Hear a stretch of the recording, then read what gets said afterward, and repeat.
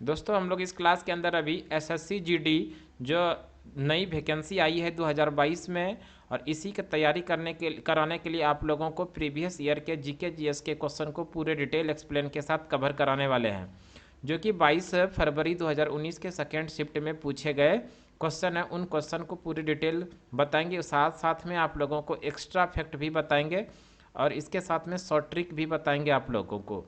इसलिए इस क्लास के अंदर आप लोग शुरू से अंत तक बने रहिएगा। और दोस्तों आप हमारे यूट्यूब चैनल SEP बाय अभिषेक सुमन चैनल पे पहली बार आए हैं तो हमारे चैनल को निश्चित रूप से आप सब्सक्राइब कर लीजिएगा, ताकि इस तरह का नया क्वेश्चन हम लेके आएँ तो आप लोगों को सबसे पहले नोटिफिकेशन इसका पहुंच सके और आपकी तैयारी और भी मजबूत हो सके। तो दोस्तों हम लोग इस क्लास को शुरू करते हैं। दोस्तों क्वेश्चन है, क्वेश्चन नंबर 26 से लेके 50 के बीच में जीके जीएस के क्वेश्चन है, उसी को पूरा डिटेल एक्सप्लेन के साथ देखेंगे। क्वेश्चन नंबर 26 से स्टार्ट करते हैं। क्वेश्चन नंबर 26 में उस प्रक्रिया को क्या कहा जाता है जिसके द्वारा आनुवांशिक रूप से समान व्यक्ति उत्पादित किए जा सकते हैं? इसे क्लोनिंग कहा जाता है। तो ध्यान रखिएगा, क्लोनिंग ऑप्शन नंबर डी में है जो सही हो जाएगा। अगर हम लोग बात कर ले दोस्तों क्लोनिंग का, तो 1997 में डॉली नामक भेड़ का सर्वप्रथम क्लोन किया गया था। कब? 1997 में। किसका क्लोन किया गया था? भेड़ का। और किस नाम से? तो डॉली नाम का भेड़ को क्लोन किया गया था। हम लोग नेक्स्ट क्वेश्चन देख लेते हैं। क्वेश्चन नंबर 27 है, स्वर्ण का आणविक सूत्र क्या होता है? तो ध्यान रखिएगा दोस्तों, स्वर्ण का आणविक सूत्र AU होगा, जो ऑप्शन नंबर बी में। इस तरह से स्वर्ण यानी सोने का आणविक सूत्र क्या आता है? ओरम। ओरम AU का संकेत है। नेक्स्ट क्वेश्चन देखते हैं 28 नंबर। नेक्स्ट क्वेश्चन है क्वेश्चन नंबर 28, देश का उद्देश्य ग्रामीण क्षेत्रों में स्वरोजगार के अवसर पैदा करना है। तो ग्रामीण रोजगार सृजन कार्यक्रम के द्वारा का उद्देश्य ग्रामीण क्षेत्रों में स्वरोजगार के अवसर पैदा करता है। ऑप्शन नंबर ए सही हो जाएगा। दोस्तों हम लोग बात कर ले प्रधानमंत्री उज्ज्वला योजना। प्रधानमंत्री उज्ज्वला योजना की शुरुआत 1 मई 2016 ईस्वी को उत्तर प्रदेश के बलिया से शुरू की गई थी। हम लोग बात कर लेते दोस्तों प्रधानमंत्री ग्रामोदय योजना। प्रधानमंत्री ग्रामोदय योजना की शुरुआत 2000 ईस्वी में शुरुआत किया गया है।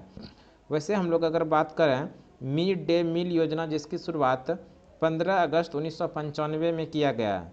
समेकित बाल विकास योजना, जिसको ICDS के नाम से जानते हैं, इसकी शुरुआत 1975 से शुरू किया गया है। किशोरी शक्ति योजना, जिसकी शुरुआत 2006 और 7 में किया गया था। इस तरह से क्वेश्चन नंबर 28 का जो ऑप्शन नंबर ए है, ग्रामीण रोजगार सृजन कार्यक्रम का उद्देश्य ग्रामीण क्षेत्र में स्वरोजगार का अवसर पैदा करना, ऑप्शन नंबर ए सही हो जाएगा। क्वेश्चन नंबर 29 में है, दुनिया का सबसे ऊंचा युद्ध स्थल कौन सा है?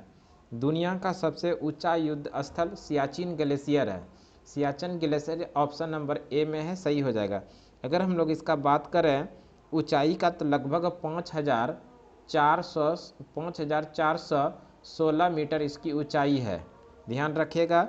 और ये सियाचिन ग्लेशियर की बात करती है, काराकोरम श्रेणी का हिस्सा है। नेक्स्ट क्वेश्चन देख लेते हैं हम लोग।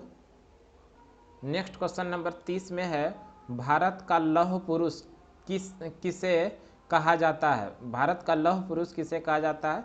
तो भारत के जो लौह पुरुष कहे जाते हैं वो सरदार वल्लभ भाई पटेल को कहा जाता है।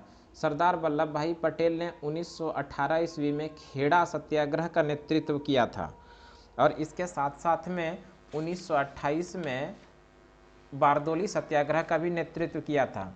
अगर हम लोग बात कर लें भारत का लौह पुरुष सरदार वल्लभ भाई पटेल का जो जयंती है, प्रत्येक वर्ष 31 अक्टूबर को एकता दिवस के रूप में मनाया जाता है, और पहली बार राष्ट्रीय एकता दिवस 31 अक्टूबर को 2014 ईस्वी में मनाया गया।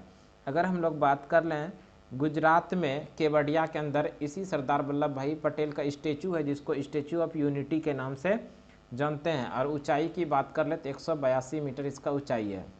सरदार वल्लभ भाई पटेल स्वतंत्र भारत के पहले गृह मंत्री थे। स्वतंत्र भारत के पहले गृह मंत्री कौन थे? सरदार वल्लभ भाई पटेल। नेक्स्ट क्वेश्चन देख लेते हैं। क्वेश्चन नंबर 31 है, चुनाव आयोग का प्रमुख द्वारा, चुनाव आयोग के जो प्रमुख होते हैं किसके द्वारा नियुक्त किए जाते हैं? तो ध्यान रखिएगा, चुनाव आयोग के जो प्रमुख यानी मुख्य चुनाव आयुक्त की नियुक्ति जो किया जाता है वो भारत के राष्ट्रपति के द्वारा किया जाता है। और वर्तमान समय की बात कर ले हम लोग, वर्तमान समय में भारत के मुख्य चुनाव आयुक्त राजीव कुमार है। वर्तमान समय में मुख्य चुनाव आयुक्त कौन है? राजीव कुमार। भारत में निर्वाचन आयोग यानी चुनाव आयोग का जो स्थापना हुआ इसको भी ध्यान रख लीजिएगा। 25 जनवरी 1950 ईस्वी को भारत में निर्वाचन आयोग का गठन हुआ, इसलिए 25 जनवरी को प्रत्येक वर्ष मतदाता दिवस के रूप में मनाया जाता है। भारत में मतदाता दिवस 25 जनवरी को मनाया जाता है। निर्वाचन आयोग का प्रावधान की बात करें तो अनुच्छेद नंबर 324 से लेकर 329 के बीच में है। और ध्यान रखिएगा, अगर भाग पूछ ले आपसे तो भाग 15 के अंदर है। भाग 15 के अंदर निर्वाचन आयोग का प्रावधान है। भाग 15 के अंदर हम लोग बात कर लेते हैं निर्वाचन आयोग के जो प्रमुख होते हैं, मुख्य निर्वाचन आयुक्त, इनका कार्यकाल होता है 6 वर्षों का। 6 वर्षों का ध्यान रखिएगा, 6 वर्ष या 65 वर्ष, इसमें जो पहले आ जाए उसी के अकॉर्डिंग ये कार्य करते हैं। क्वेश्चन नंबर 32 देख लेते हैं। क्वेश्चन नंबर 32 में है 1948 ओलंपिक्स में पहला स्वर्ण पदक जीतने वाली भारतीय राष्ट्रीय फील्ड हॉकी टीम के कप्तान कौन थे? भारतीय राष्ट्रीय फील्ड हॉकी टीम के कप्तान 1948 में किशन लाल थे। तो इस तरह से 32 का ऑप्शन नंबर ए सही हो जाएगा। क्वेश्चन नंबर 33 है, निम्नलिखित में से कौन सा चुनाव आयोग का महत्वपूर्ण कर्तव्य नहीं है? यानी कि इस चारों में से कौन सा कार्य चुनाव आयोग का नहीं है? तो स्थानीय चुनाव न कराना ये चुनाव आयोग का कार्य नहीं, ऑप्शन नंबर डी हो जाएगा।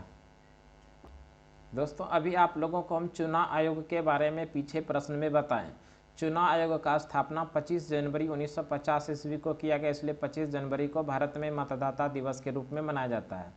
वर्तमान समय में मुख्य चुनाव आयुक्त राजीव कुमार है।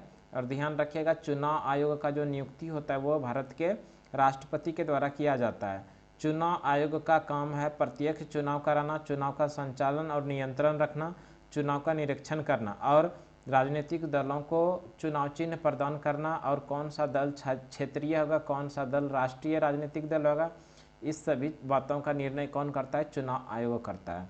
क्वेश्चन नंबर 34 देख लेते हैं। 34 में है रबी फसलों की बुआई किस समय की जाती है? तो ध्यान रखिएगा दोस्तों, रबी फसलों की बुआई अक्टूबर नवंबर में की जाती है, और अक्टूबर नवंबर ऑप्शन नंबर डी में, इसलिए ऑप्शन नंबर डी सही हो जाएगा। अगर हम लोग बात कर लें, रबी फसलें की बुआई अक्टूबर नवंबर में की जाती है और इसकी कटाई मार्च अप्रैल में की जाती है। ध्यान रखिए, बुआई अक्टूबर नवंबर में की जाती है और कटाई मार्च अप्रैल में की जाती है। रबी फसल का जो प्रमुख फसल है, रबी फसल प्रमुख है, उदाहरण देख लेते हैं, जैसे गेहूँ, जौ, चना, मटर, सरसों, मसूर, आलू, ये सब जो है रबी फसल का उदाहरण है। अगर हम लोग खरीफ फसल की बात कर लें तो खरीफ फसल जून जुलाई में बोई जाती है।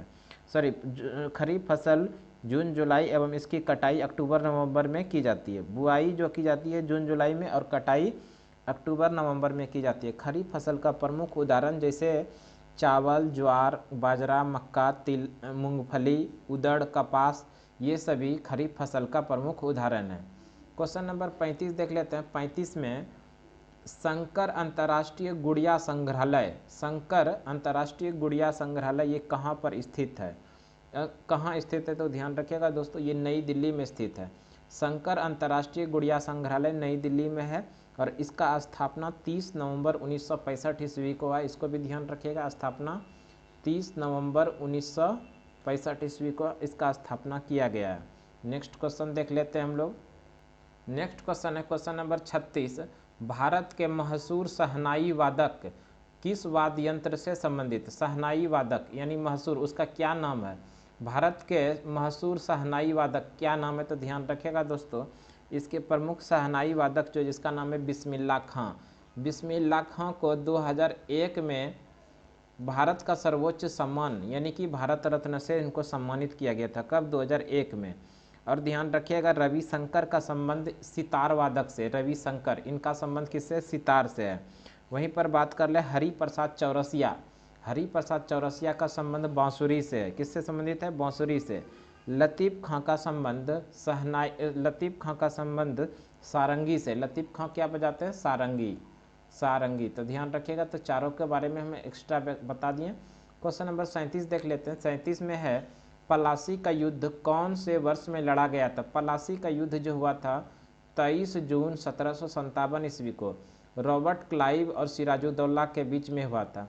इस युद्ध में सिराजुद्दौला को रॉबर्ट क्लाइव ने पराजित किया था। इस तरह से ध्यान रखिएगा। प्लासी का युद्ध 23 जून 1757 को हुआ था। ऑप्शन नंबर ए सही हो जाएगा।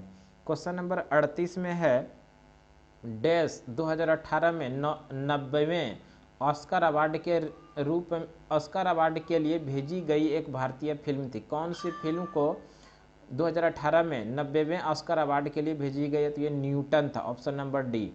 दोस्तों 2022 के अंदर भी ये ऑस्कर अवार्ड दिया जा चुका है ना। और किसके किसको दिया गया ये अपने यूट्यूब चैनल पे हम पढ़ाए, वहाँ से जाकर ज़रूर देख लीजिएगा।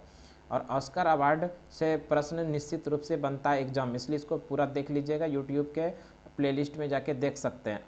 वैसे अगर आप लोग जानना चाहें, ऑस्कर अवार्ड ये दुनिया में फिल्म के क्षेत्र में दिया जाने वाला सबसे बड़ा पुरस्कार है। फिल्म के क्षेत्र में दुनिया में सबसे बड़ा पुरस्कार ऑस्कर अवार्ड है, और ये प्रत्येक वर्ष अमेरिका के लॉस एंजल्स में दिया जाता है।